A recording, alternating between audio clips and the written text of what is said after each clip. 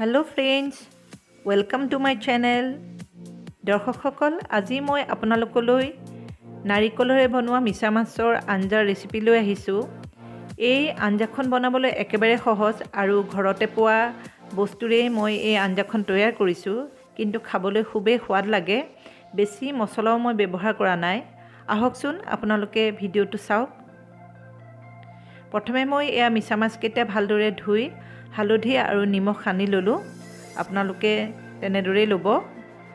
আৰু এতিয়া এখন কেৰাহীত মই তেল গৰম হ'বলৈ দিলোঁ।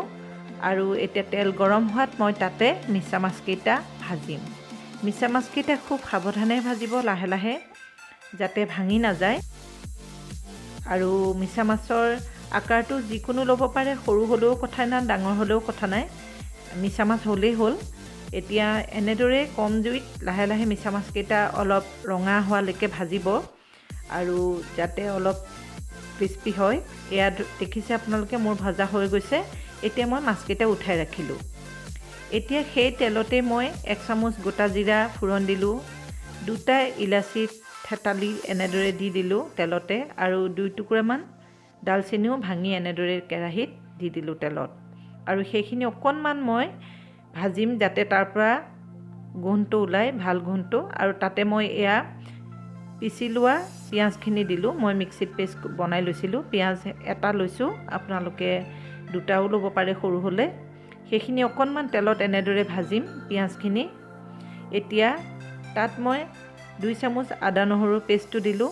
আদা আৰু নহৰু পেষ্টটো দি সেইখিনিও আকৌ এনেদৰে তেলত অকণমান সময় ভাজিব লাগিব, যাতে আদা নহৰু আৰু পিঁয়াজৰ কেঁচা গোন্ধটো নোহোৱা হয়। তেতিয়ালৈকে এনেদৰে অকণমান সময় ভাজিব লাগিব। এয়া দেখিছে আপোনালোকে।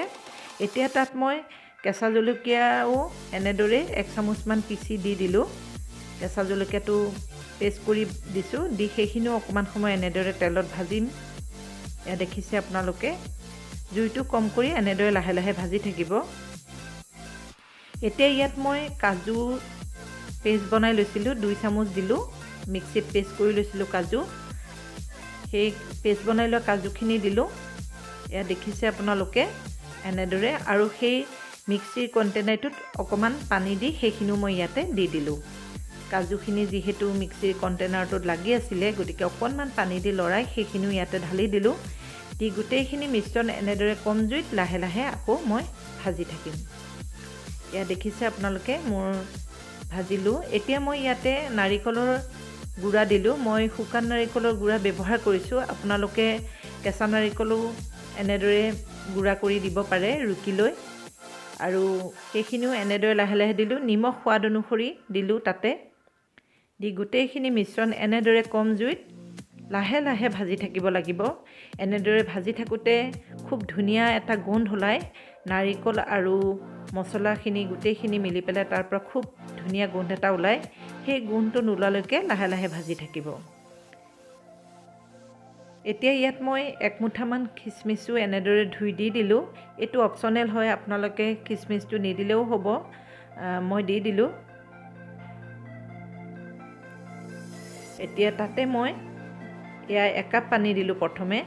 চাই লওঁ পানীৰ পৰিমাণটো আপোনালোকে নিজৰ ওপৰত নিৰ্ভৰ কৰে। আপোনালোকে বেছিকৈও দিব পাৰে যদি অকণমান জোলকৈ ৰাখিব বিচাৰে, গ্ৰেভি ৰাখিব বিচাৰে। আৰু যদি নাৰাখে তেতিয়াহ'লে কম দিলেই হ'ল। মই অকণমান গ্ৰেভি ৰাখিম, সেইবাবে মই 2 কাপ পানী দিলোঁ ইয়াতে। দি ভালদৰে গোটেইখিনি লৰাই দিম, যাতে পানীৰ লগত গোটেইখিনি ভালদৰে মিলি যায় আৰু ক'তো গোটা হৈ নাথাকে। এয়া দেখিছে আপোনালোকে।